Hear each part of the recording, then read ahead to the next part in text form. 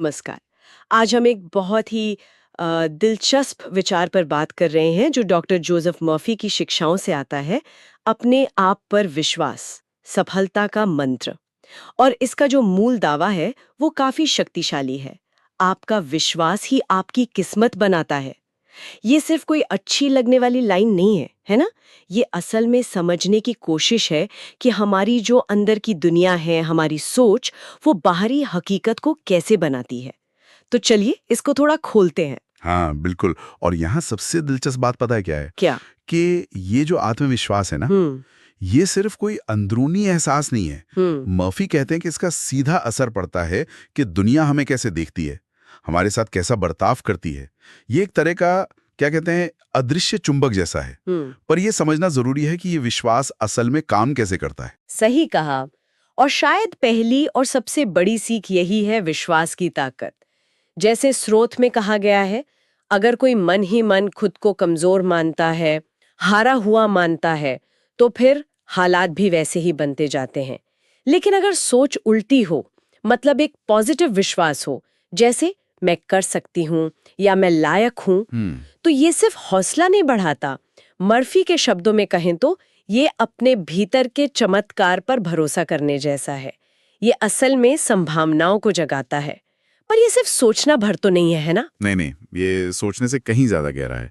Doctor Murphy यहाँ पर अवचेतन मन यानी सबकॉन्शियस माइंड की भूमिका पर बहुत जोर देते हैं। उनका कहना है कि हमारा जो चेतन मन है, कॉन्शियस माइंड, वो तो तर्क करता है, सोचता समझता है। हाँ। लेकिन अवचेतन मन वो एक उपजाऊ जमीन की तरह है। वो सवाल नहीं करता, बस बस उन विचारों और विश्वासों को पकड़ लेता है जो बार बार दोहराए जाते हैं, और खासकर अगर वो भावनाओं से जुड़े हों। अच्छा, तो इसका मतलब ये हुआ कि जब हम रोज खुद से कहते हैं मैं आत्मविश्वासी हूँ या मैं अपने लक्ष्य की ओर बढ़ रही हूँ, तो ये महज कोरे शब्द नहीं है। बिल्कुल नहीं। मर्फी के हिसाब से तो ये बीज जैसे हैं, बीज जिन्हें हम अपने अवचेतन मन में बो रहे हैं, और लगातार दोहराने से और उस पर यकीन करने से वो बीज जड़ पकड़ते हैं, और फिर हमारी सोच, हमारा व्यवहार और आखिरकार हमारे जीवन की दिशा सब बदलने लगता है। एक तरह से अपने अंदर के प्रोग्राम को बदलने जैसा है। हाँ। लेकिन इसका उल्टा भी उतना ही सच है। मतलब लगातार नेगेटिव सोचना, खुद पर शक करना, वो भी उतने ही शक्तिशाली बीज बन जाते हैं। और यहीं पर शायद डर की बात आती है। स्रोत में डर को नकारात्मक विश्वास कहा गया है।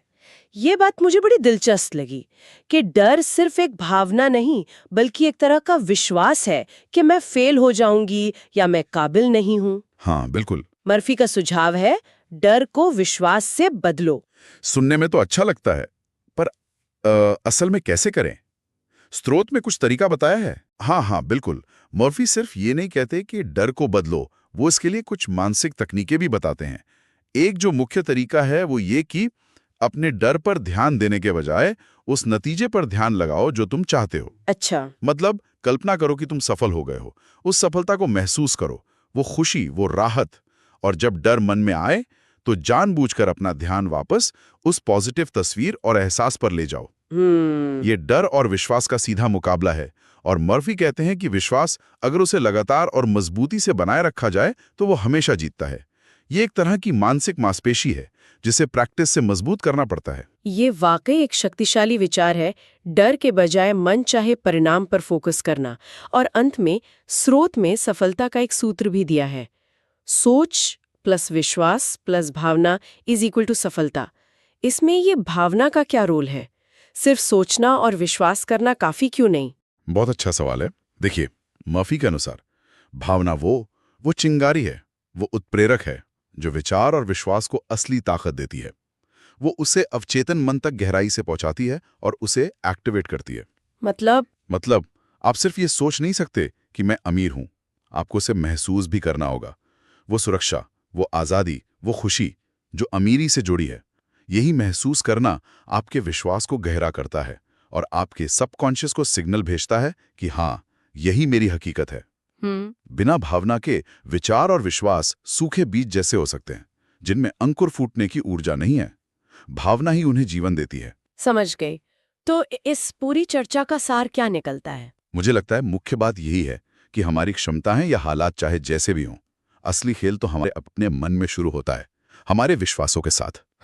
डॉक्टर मर्फी की ये बातें हमें याद दिलाती हैं कि सबसे बड़ी ताकत कहीं बाहर नहीं, हमारे अंदर ही है। बस उसे जगाने और सही दिशा देने की जरूरत है। निश्चित रूप से, बिल्कुल सही कहा। और अगर हम इस बात को जरा सा और आगे सोचें, तो ये सवाल मन में आता है ना कि अगर ये सच है कि विश्वास ही किस्मत बनाता है, तो आज कोई भी इंसान अपने अंदर कौन सा एक विश्वास जगाना या मजबूत करना चाहेगा? वो एक विश्वास कौन सा हो सकता है जो जीवन में सबसे बड़ा, सबसे पॉजिटिव बदलाव ला सके? इस पर सोचना शायद अपने आप में ही एक बहुत शक्तिशाली कदम हो।